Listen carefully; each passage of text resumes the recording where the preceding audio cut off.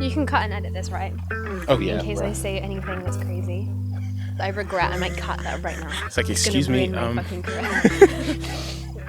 It's given broken heart vibes. It's given heartbreak. Did you see my video from today? I saw the beginning, but I actually didn't watch the rest of it. It's fine. No one ever does. I'm For so fuck's sake. sorry. I feel really bad. You're in heartbreak. I'm in heartache, and that was what my mine's video was aching about. and broken. I think Well, I'm feeling. if it's broken, it aches anyway. Sure, but the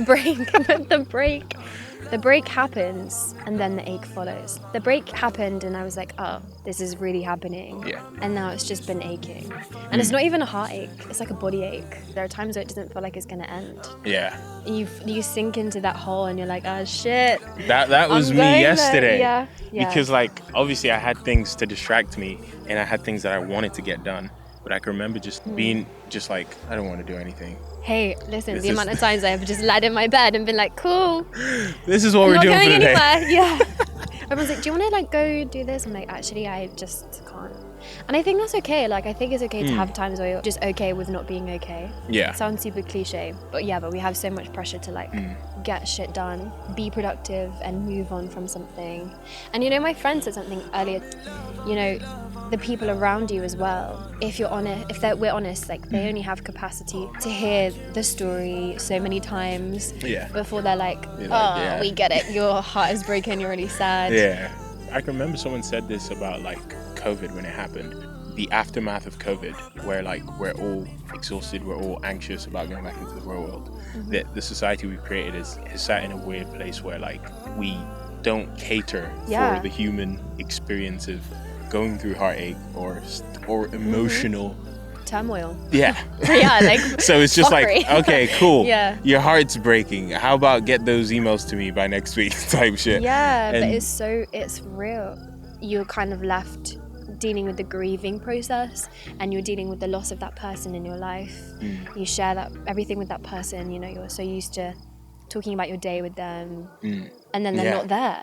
And then there's a big void, but you're feeling the void, and everyone's like, oh yeah, it's hard for you. That's another thing that like hit me yesterday. Obviously, I've experienced this before, but our ability to forget is so amazing that experiencing it again is like, fuck, like this is real.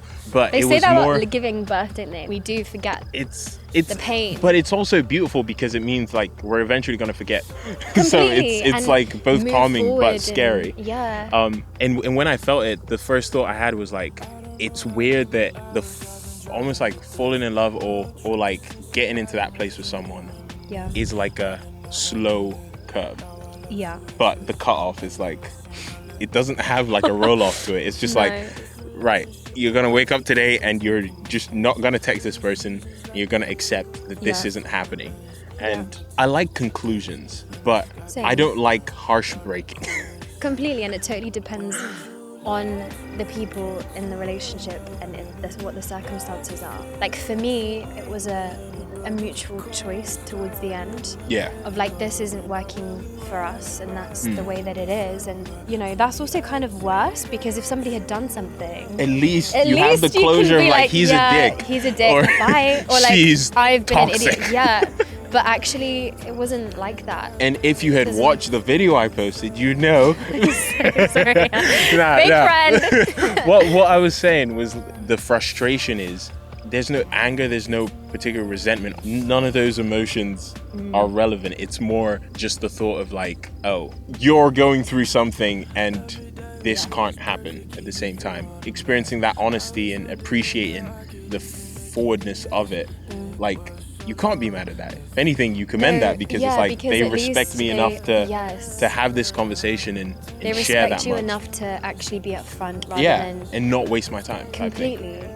And that's also, you know, that's grown because that person knows themselves and they know their boundaries. Facts. So you have to respect it. Yeah, and especially as someone who has been in that place, it's like, I get it. We were saying this literally yesterday. Relationships get harder as you get older. Like that you realize there's so much that needs to go into them. There's so much nourishing and taking care and of yourself before you can take care of them. Facts. And you know, meeting your own needs and not just trying to meet their needs, so you lose yourselves in it, but actually like how do you come to a place where you fully give yourself to somebody, but you can hold it down for yourself and for them. And I think as the older you get, the more you realize what a real commitment that is. To get that right, to fully commit to that is huge. When I was younger, the way I perceived investing in the relationship was one-sided in the sense that I was like, oh, I'm spending time with them, this is investing in it. But really, that was mainly for me. Whereas like realizing that the investing has to do with it costing you something to some degree. And also like,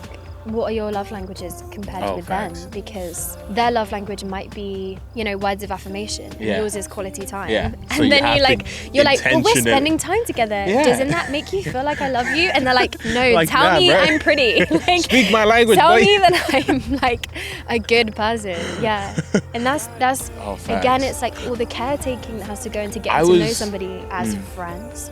And really be friends and really be people who really trust each other and have like a deep bond of friendship as a foundation. Because when you're really good friends, you know each other, and then you're like, okay, I feel safe with this person because... I was really lucky in a sense, because with regards to the love languages element, we were so similar in a lot of those important ways. That's good. That's lucky. So you never know. And especially in the communication thing, because we were talking the other day and I was like, we agreed that we just weren't going to talk throughout the day and then just catch up at night. That's good. Healthy it made it easier, because it would have been awkward if one person was like, no, but I want to talk in the day, or I want to do this. So I learned how unusual it is for that to be aligned. And then obviously sad boy hours was like, oh my gosh, I guess I'm gonna have to scour Tinder again. Let's just address this Hinge right is now. Definitely better than Anybody Tinder. using Tinder, get off it. No. Yes.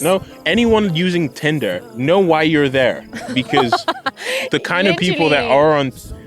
The irony of me saying this and still having a Tinder account. I appreciate you for calling it out when I made that joke about like, I guess now it's back to the dating apps, and you were like, no, invest in yourself. Not. Because that's straight facts. And the sober-minded, by sober I mean not feeling all the emotions. Because you've been sober for forever, bruh, get on my level. But in terms of the sober-minded mano, is like investing in self is the best investment right now, because there's so much more capacity that I have now to put towards things that I deem important, and just give me a better chance of doing the things I want to achieve. Listen, praise God, because now I have time to figure out who the hell I am. And I have time to have a podcast on the hill. Come on. It's great. It's a win-win. Like, I just realized how that sounded sarcastic from me. It's great. It's great. Crying, literally. I think more than ever, I'm trying to lean into him. Like I was saying about the idea of a future being, you lose that sense of what future I may have had with that person. It's like, okay, God, where are you taking me? Where are you, and how am I gonna grow in myself in ways that make me the woman that I know? When I meet the person, they're gonna encounter me as the woman that you want me to be for them. Facts. And for myself, and like freaking super important question. Like you have to, it's something about like fully surrendering to him that is really hard, and it's a constant challenge. It was only like a month ago that I was out in West Sussex and realizing that, oh my gosh, I've written out what the ideal mano is, and I'm working towards that, but I haven't written out clearly what my ideal partner is. And I'm like, this is nuts that I've left that vague. And I'm just like, let's just go, and maybe we might hit bullseye by mistake. 100%. For me, I definitely think, there are some things like image and like confidence. And I was telling you this, like, the type of guy that you get attracted to, and those things are all cool and important. No, me. Sorry. Just wanted to... guy that you, Guys, some I mean, there's no problem with it, but... when you've fallen in love with someone, you try and... Adjust your list to them. And actually, God is so good, because God is like, nah, like you take your time, and I will bless you. I'm going to bless you with a partner that is, is those things, and is really right for you, and is really like, can really align. Because that's when you're a team. Oh, facts. When you align, the core values are aligned, and that you can come together and you create a vision. It's a partnership, yes. It's not like there's a me and there's a you, and we're trying to make this fit. We're squeezing it together, but it's actually not fitting. And I would say, to be fair, that's what she said. Oh, yo, listen, no, amen. not. But you know know what I'm saying? Like, yeah. Oh my gosh. It's too funny. It's too funny. It's nice Had being to up be here done. because you can laugh so loud. And Yeah, just and you no don't one feel cares. like you're bothering anyone. No. I feel like this is a great note to end on. Figure out your why. Figure out your why. Work on yourself. Do it for you. If Yeah. you're somebody that's, you're heartbroken, your heart is aching right now, I feel you. And it's not easy, but there's going to be so much growth that happens in yourself. Big facts. Everything she's saying God is fact. bless you, people. Pick up a Bible. Pick up a Bible, take some time Go out. to church. Write a song. Eat an apple, keep meditate, the doctor away. Do some yoga. Do some Sit Pilates. on a hill and take a podcast with your friend. Facts. Do a photo shoot. Do a photo shoot. Buy some new shoes. What? If your bank can handle it. Nah, even if your bank can't handle it, get that shit on Klarna right now. I'm kidding. Whoa.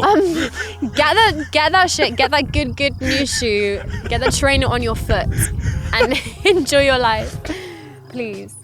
Treat yourself. Self-care. Self-care. Do a face mask. If you cared or related with any of this, share it because we're living this real life. Yeah, and thanks for having me though. Bye-bye. It's been crazy.